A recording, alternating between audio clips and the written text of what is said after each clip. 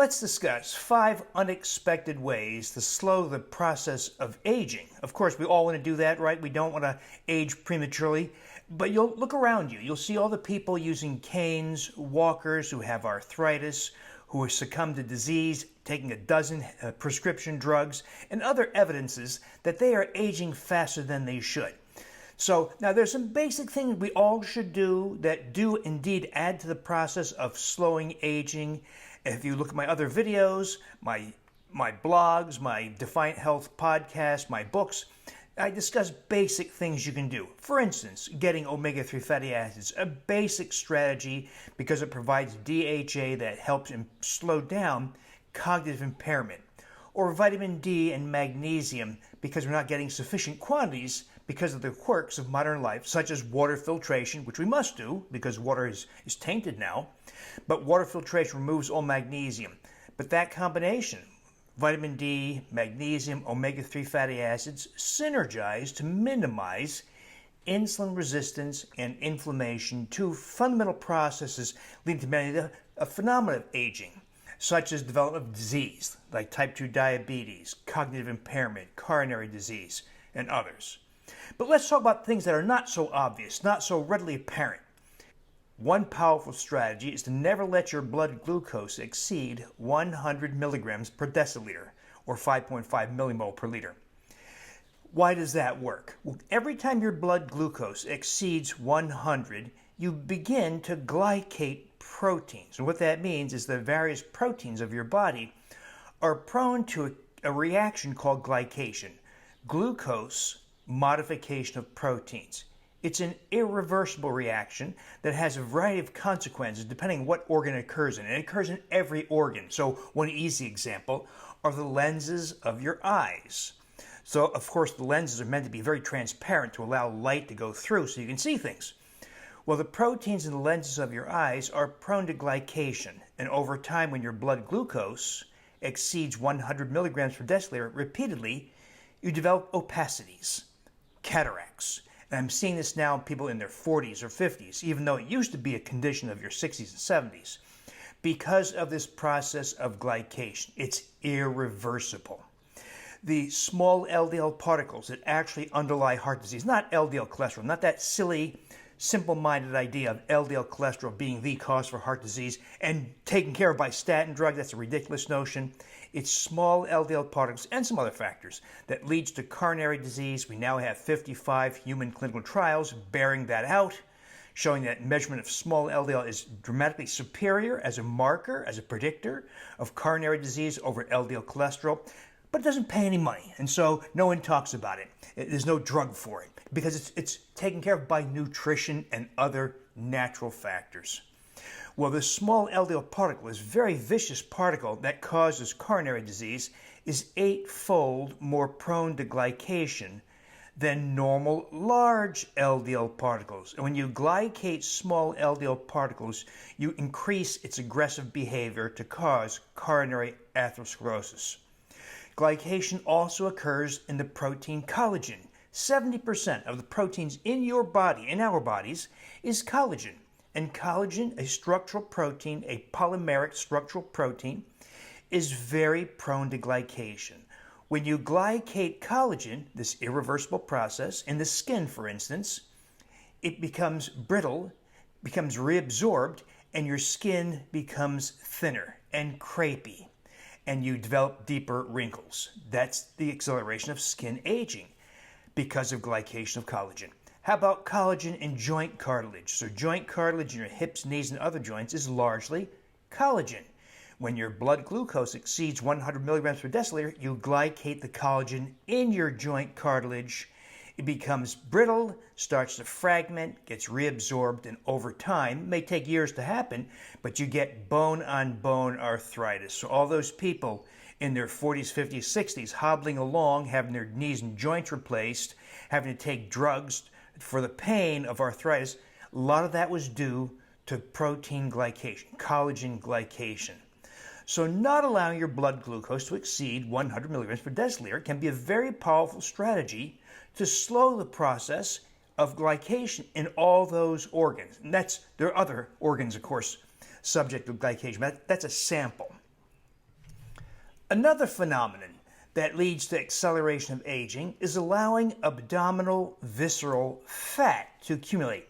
All that means is there's two general compartments of fat in the body. There's subcutaneous fat, that's fat below the skin surface, that especially accumulates in the buttocks, thighs, and other areas. That's maybe an aesthetic issue, it may be a weight-bearing issue, adding to the weight challenge to your knees and hips, but it's not really a metabolic challenge. The real source of problems is abdominal visceral fat, that is fat that encircles the abdominal organs. You may not be able to see it, of course, by having a large belly. You can even have a flat belly and still have abdominal visceral fat. And as we age, it gets worse, especially as you lose muscle. So just the act of aging involves about 25 to 30% loss of muscle, a process you can accelerate by doing such things as dieting and losing weight, even if it's a GLP agonist or bariatric procedure or a low-calorie program. You lose muscle. And you thereby, when you lose muscle, the principal determinant of your basal metabolic rate, or BMR, BMR is the rate at which you burn calories for the work of living, breathing, digestion, manufacturing proteins, etc. So the body burns a certain minimum of calories to conduct that business. Well, when you lose muscle, your BMR drops, typically about 25%, meaning even if you reduce your calorie intake, even if you maintain an exercise program that includes resistance training, you will lose muscle, and that makes it much easier to accumulate abdominal visceral fat. Well, why is abdominal visceral fat such a problem? It's the source of insulin resistance and inflammation, for unclear reasons. But it is a major source of those two phenomena. Those are phenomena that underlie aging in multiple organs. It accelerates the loss of muscle. It accelerates the appearance of diseases like type 2 diabetes, prediabetes, hypertension, cognitive impairment, various cancers, heart disease, etc. So having too much abdominal visceral fat is a problem. And it gets worse and worse as we age if you do not take steps to minimize its accumulation. Now, there's a corollary to the accumulation of abdominal visceral fat, and that is this issue of so-called ectopic fat.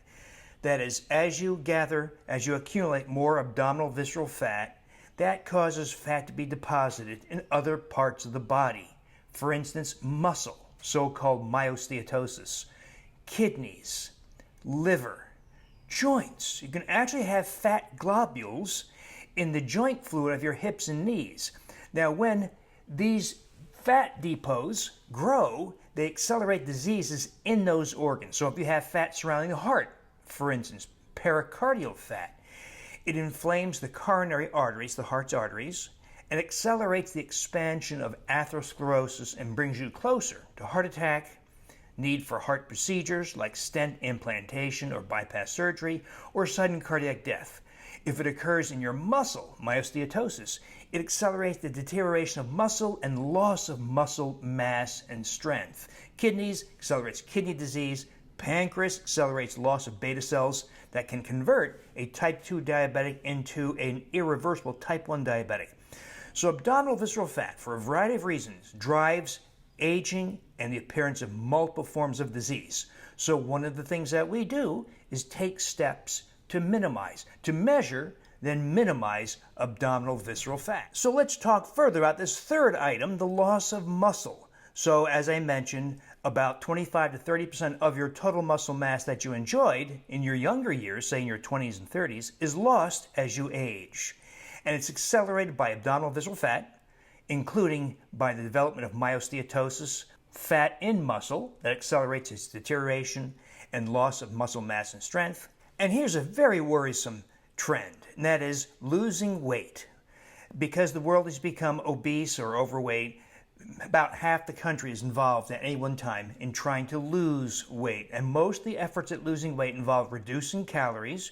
It might be a smartphone app, it might be some program you paid a lot of money for, it might be some meal replacement shakes or other foods. It could be a GLP-1 agonist and related drugs that you paid a lot of money for.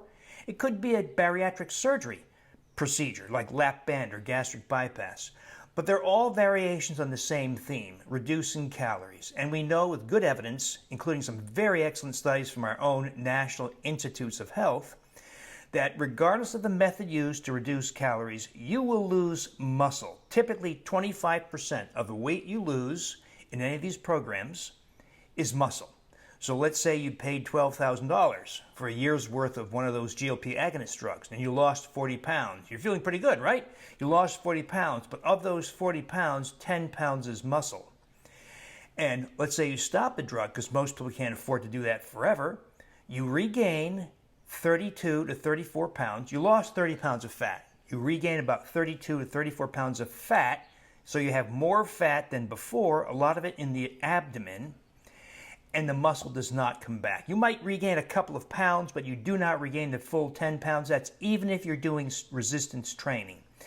Now that loss of muscle, as I mentioned earlier, leads to an unavoidable drop in basal metabolic rate, BMR, which means that even if you maintain a low-calorie lifestyle, let's say 1,400 calories per day, which is very difficult, and maintain a resistance training, aerobic training program, even if it's 2 hours a day, 6 days a week, you will regain the weight as fat and you'll have less muscle. And that loss of muscle is crucial because it means a life of acceleration towards falls, fractures, frailty, loss of independence, metabolic distortions like lower HDL, higher triglycerides, more insulin resistance, and all the diseases that invites cognitive impairment, heart disease. In other words, you're worse off than you were before losing the weight. And we also know that loss of muscle is associated. This comes from large databases where many tens of thousands of people were followed using large databases like the NHANES database from the NIH or the EPIC Norfolk database from Europe.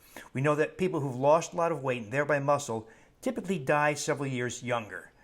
Yet it costs you a lot of money for that GLP agonist course or maybe for a bariatric procedure. And so these methods that involve loss of muscle are very harmful and accelerate aging and actually accelerate your death, unfortunately. Another thing that accelerates aging is the lack of certain nutrients, namely collagen and hyaluronic acid. These are nutrients not recognized by the FDA or USDA as essential for health, yet they are. But the mistake made many years ago, which we were told to cut our saturated fat, cut cholesterol, led to most modern people abandoning the consumption of organ meats or fatty meats, and thereby their intake of collagen and hyaluronic acid. These are only animal-sourced nutrients.